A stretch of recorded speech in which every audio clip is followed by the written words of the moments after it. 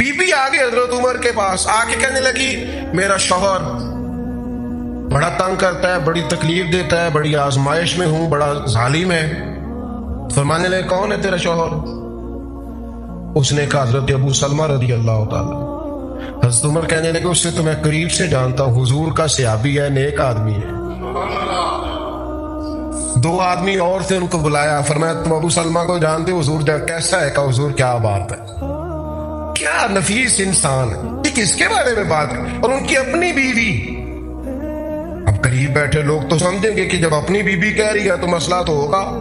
حضرت عمر رضی اللہ تعالیٰ عنہ نے فوراً ایک شخص کو بھیجا، فرمایا ابو سلمہ کو بلا کے لاؤ۔ وہ آئے، اہلیہ بیٹھی تھی۔ آپ نے فرمایا تیری بیوی تیری شکایت کر رہی ہے۔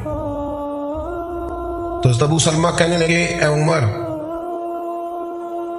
اتنا خوشحال اس کے خاندان اور قبیلے اور علاقے میں کوئی نہیں جتنا میں نے اسے خوشحال رکھا ہوا، اتنا اچھا لباس اور کوئی نہیں پہنتا۔ آج کچھ بیویاں یہ بھی کہتی ہیں نا جی وہ کپڑے لے کے دین نال کی ہوندا ہے، خرچہ ساری دنیا ہی دیندی ہے۔ بھئی اگر صحابہ اس کو گنتے تھے تو آپ اس کو معمولی سمجھتے ہیں؟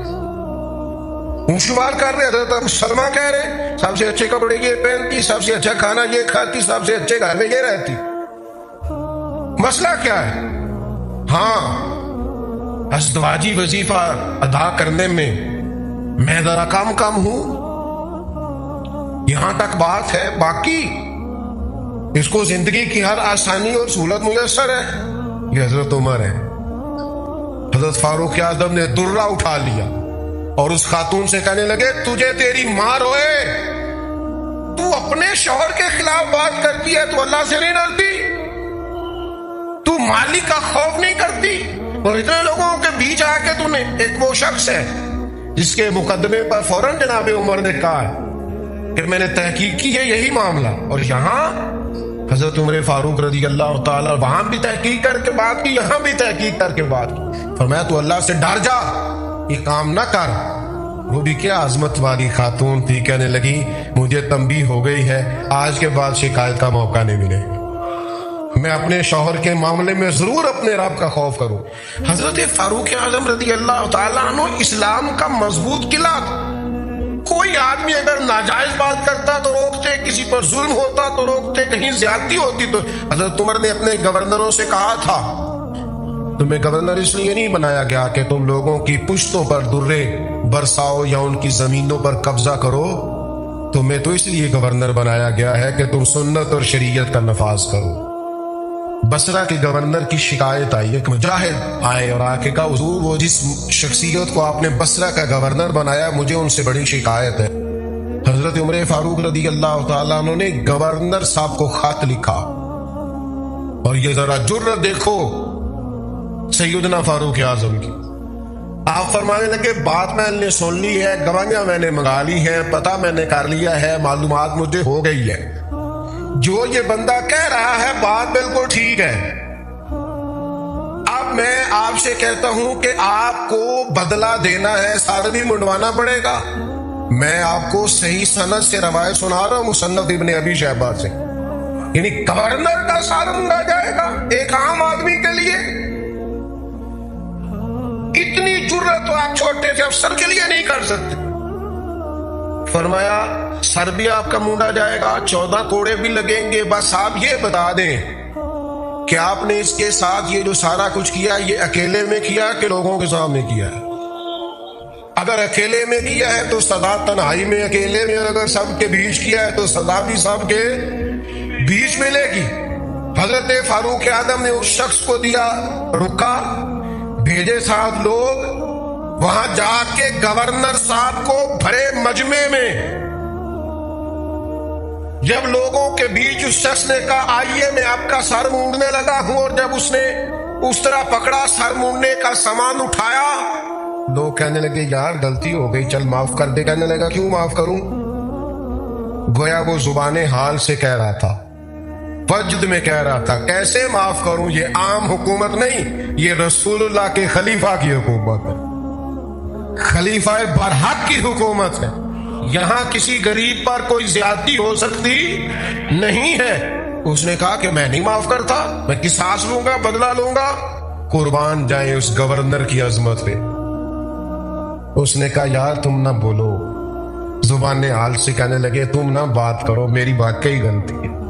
گورنر صاحب ممبر سے اترے، کرسی سے اترے اور زمین پہ بیٹھ گئے، سر سے پگڑی اتاری، فرمایا تو لے یار بدلہ، اتار میرے سر کے بال۔ اور جب وہ زمین پہ بیٹھ گئے تو پھر وہ شخص تڑپ گیا، پھر اس کا کلیجہ ذوق شوق سے گویا پٹلے کے قریب آیا، کہنے لگا اللہ تو گواہ ہو جا، مجھے میرا قصاص گویا مل گیا ہے، میں تیری رضا کے لیے اسے معاف کرتا ہوں۔ حضرت عمر گھر میں بیٹھے تھے تو ان کا بیٹا بھی ساتھ بیٹھا تھا، کسی مسئلے پر بات ہونے لگی، حضرت عمر نے اپنی بات کی مضبوطی میں نبی پاک علیہ السلام کا ایک فرمان سنایا۔ تو آپ کا صاحبزادہ کہنے لگا ابا جی وہ تو ٹھیک ہے، لیکن جب یہ لفظ اس کی زبان پہ تو حضرت عمر نے تلوار نکال لی، فرمایا اٹھ نکل میرے گھر سے، میں رسول اللہ کی بات کرتا ہوں تو اگر مگر کرتا ہے، میں حضور کا فرمان سنا رہا ہوں تو اگر مگر کرتا ہے، نکل جا، کوئی جگہ نہیں تیرے لیے، چل دوڑ جا۔ جو میرے نبی پاک کا فرمان آنے کے بعد اگر مگر کرے وہ عمر کی چھت کے نیچے نہیں رہ سکتا، چل نکل۔ کوئی بات ہے، پیار بھی کرتا ہے، کلمہ بھی پڑھتا ہے، اگر مگر بھی کرتا ہے۔ حضرت عمر نے گھر سے نکال دیا، بچہ کئی دن منتیں کرتا رہا، کوئی نہیں چھٹی ملی گھر آنے کی۔ وہ امیر المومنین حضرت ابو بکر صدیق کے پاس گئے، کہنے لگے ابا جی سخت ہیں، آپ کو پہلے بھی پتا ہے، میری سفارش تو کریں۔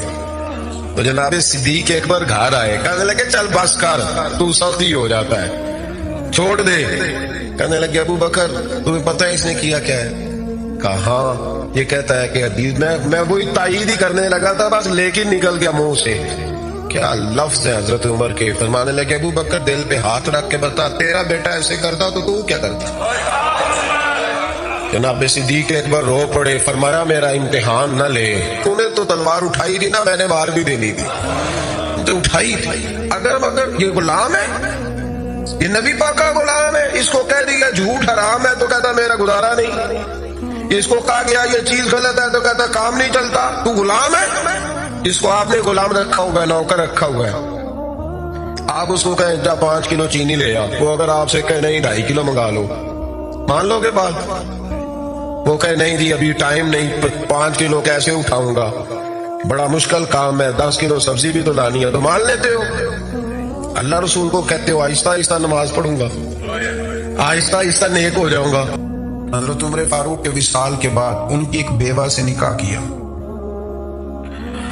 حضرت عثمان غنی نے نکاح کیا۔ وہ خاتون آپ کے نکاح میں آئیں تو عرض کرنے لگی امیر المومنین میرے لیے اعزاز تو بہت ہے کہ میں امیر المومنین کی بیوہ تھی تو امیر المومنین کی منکوحہ ہو گئی ہوں، لیکن حضور نہ تو میں جوان ہوں کہ میرے اندر رغبت ہوتی اور نہ میں ابھی اس قابل ہوں کہ کوئی خدمت کر سکوں، میرے ساتھ نکاح کی وجہ کیا بنی؟